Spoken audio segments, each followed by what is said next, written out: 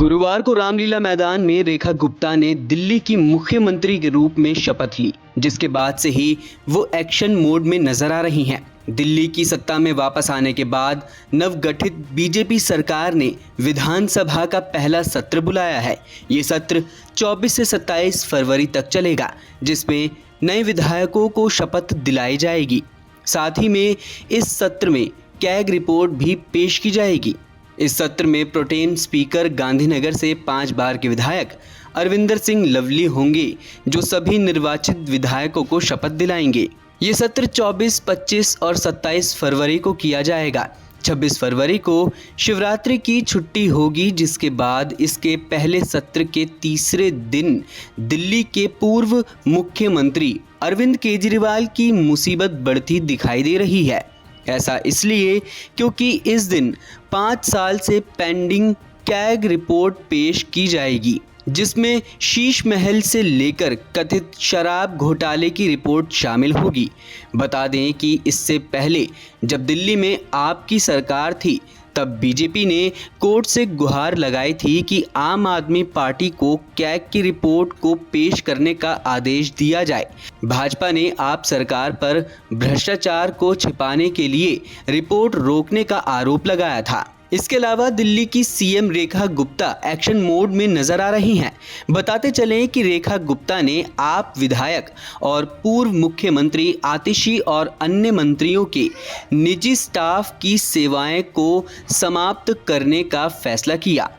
निजी स्टाफ यानी कि नॉन ऑफिशियल स्टाफ या फिर पर्सनल स्टाफ, जिन्हें मुख्यमंत्री और बाकी मंत्रियों ने अपने काम के लिए रखा हुआ था। कभी कभी ये स्टाफ निर्णय में भी भूमिका निभाता था, जिसे अब रेखा गुप्ता के नेतृत्व वाली सरकार ने समाप्त करने का बड़ा फैसला किया है। इसके अलावा सरकार ने बाकी कर्मचारियों को उनके मूल विभाग में वापस बुलाया है, जो प्रतिनियुक्ति पर किसी दूसरे विभागों, बोर्ड या कॉर्पोरेशन में काम कर रहे थे।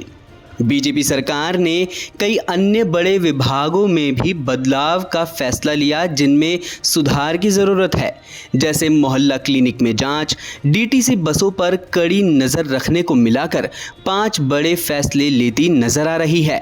स्वास्थ्य मंत्री डॉक्टर पंकज सिंह ने इस बात की घोषणा की है कि मोहल्ला क्लिनिक में दवाइयों, डॉक्टरों के द्वारा किए गए प्रिस्क्रिप्शन और सुविधा की गुणवत्ता की जांच की जाएगी। डीटीसी बसों की बात करें तो एक रिपोर्ट के अनुसार 40% बसें खड़ी हुई हैं और नई बसों को नहीं खरीदा गया है।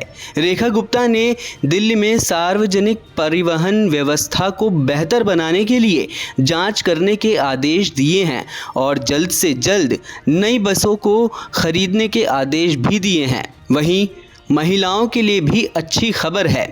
बीजेपी सरकार ने बसों में महिलाओं को मुफ्त में यात्रा करने की सेवाएं जारी रखने का आदेश दिया है। आम आदमी पार्टी की सरकार ने इस फैसले को लागू किया था, जो भाजपा सरकार ने भी जारी रखा है। इसके अलावा भाजपा सरकार ने दिल्ली में भी आयुष्मान भारत योजना को लागू करने का फैसला किया है। आम आदमी पार्टी ने इस स्कीम को लागू करने से इनकार कर दिया था, लेकिन अब बीजेपी इसे लागू करेगी। इस योजना के तहत 10 लाख तक का कवरेज मिलेगा, जिसमें 5 लाख तक का खर्च केंद्र सरकार और 5 लाख तक का खर्च दिल्ली सरकार देगी। फिलहाल इस खबर में इतना ही। आप बने रहिए हिंद फर्स्ट के साथ। इस तरह की और वीडियो देखने के लिए हमारे YouTube चैनल को सब्सक्राइब करें और बेल आइकन को दबाना ना भूलें। यदि आप हमारा वीडियो Facebook पर देख रहे हैं तो पेज को लाइक और फॉलो जरूर करें। हमारे अन्य सोशल मीडिया पेजेस से भी जुड़ें।